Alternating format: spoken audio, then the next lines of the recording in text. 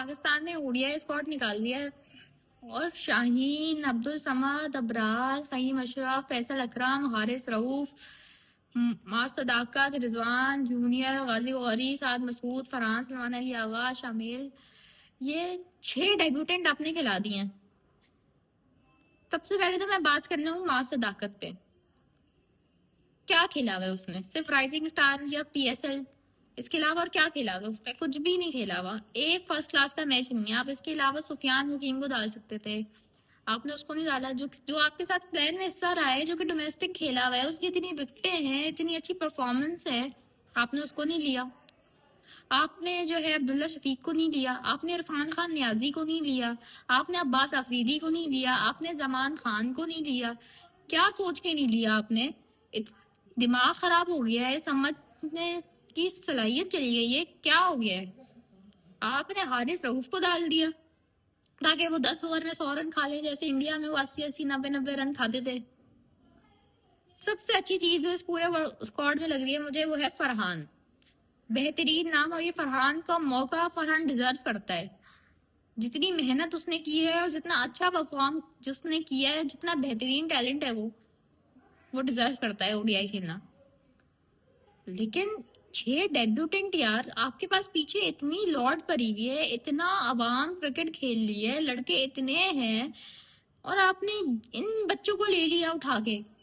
मैं ये नहीं कह रही ये बच्चे बुरे हैं या इनमें टैलेंट नहीं है, ये बेशक बहुत अच्छे टैलेंट होंगे, बहुत अच्छे प्लेयर होंगे, आपका जनरेशन टैलेंट है, पर इसका ये मतलब नहीं है कि आप उठा के एमई टीम में ले आएंगे बिना किसी परफॉर्मेंस के या बिना किसी बैकग्राउंड के।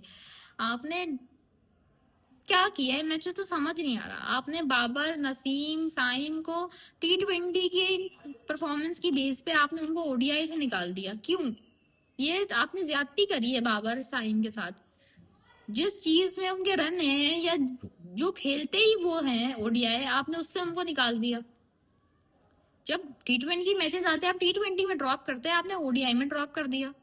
बेशक आपकी सीरीज बांग्लादेश में है, बांग्लादेश के खिलाफ है, पर इसका ये मतलब नहीं है कि आप जो मर्जी चाहे टीम उठा के ले जाएंगे। पाकिस्तान हमेशा से ये गलती करता है कि वर्ल्ड कप की कैंपेन शुरू से पहले से लेके वर्ल्ड कप के आखिरी मैच तक आपका कॉम्बिनेशन ही नहीं बनता।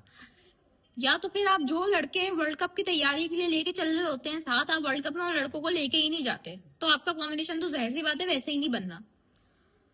तो आप शुरू से अपनी वही टीम लेके जाएं जो कि आप वर्ल्ड कप के लिए 2027 की कंसीडर कर रहे हैं, या वही लड़कों को आप अपने प्लान में रखें जो कि आपको 2027 में खिलाने हैं, और उन्हीं में से फिर आप लड़के लेके जाएं। आप ही बच्चे लेके जा रहे हैं तो हम क्या सोचेंगे 2027 में ये बच्चे जा रहे हैं खेलने के लिए वर्ल्ड कप वेस्ट इंडीज और साउथ अफ्रीका में? क्या सोच रहे हैं? आपने वनडे वर्ल्ड कप को मजाक लिया हुआ है, आपने हमें मजाक लिया हुआ है, आपने टीम को मजाक लिया हुआ है, पाकिस्तान को मजाक लिया हुआ है। मुझे तो समझ नहीं आ रही कि करना क्या चाह रहे हैं। मुझे तो मारिक हैसन की समझ नहीं आ रही, मुझे आकिब जावेद की समझ नहीं आ रही, मुझे मोहसिन नकवी की समझ नहीं आ रही।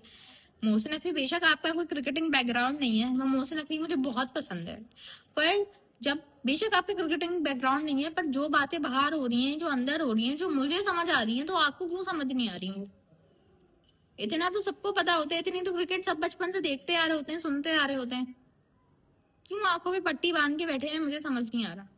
एक तो मुझे माइक हैसन की जो है कोचिंग समझ नहीं आ रही। सबसे पहले तो माइक हैसन की छुट्टी होनी चाहिए, और उसके बाद कोई अच्छा कोच आना चाहिए, और इन सब प्लेयर्स के ना दिमाग ठिकाने आने चाहिए। लेकिन उसके लिए आपको अच्छे डिसीजन लेने पड़ेंगे।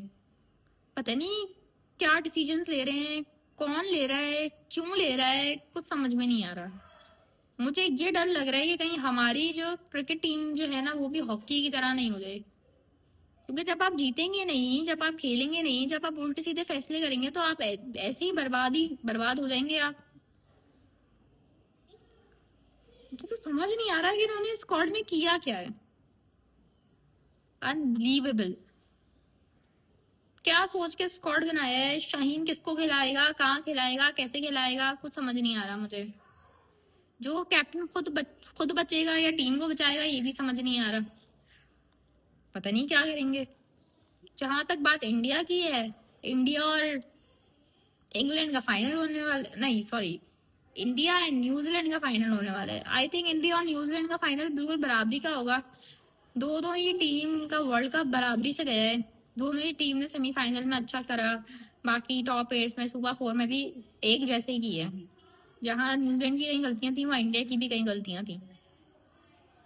तो बराबर मुझे ऐसा लगता है कि इस फाइनल में जो कि अहमदाबाद में होने वाला है, वैसे तो मोस्ट लाइकली इंडिया फेवरेट है जीतने का, लेकिन मुझे जो लग रहा है जो मेन रोल होगा ना इस फाइनल में, जो टीम अच्छी बॉलिंग और फील्डिंग करेगी ना वो टीम ये मैच जीत जाएगी।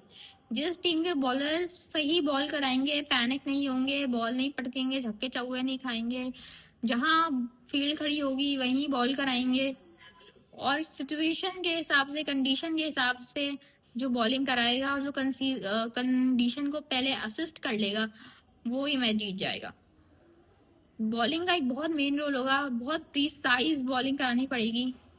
जिसने ज्यादा प्रीसाइज बॉलिंग कराई और प्रीसाइज फील्डिंग करी वो ये मैच जीत जाएगा। और मोस्ट लाइकली इंडिया जीत रहा है।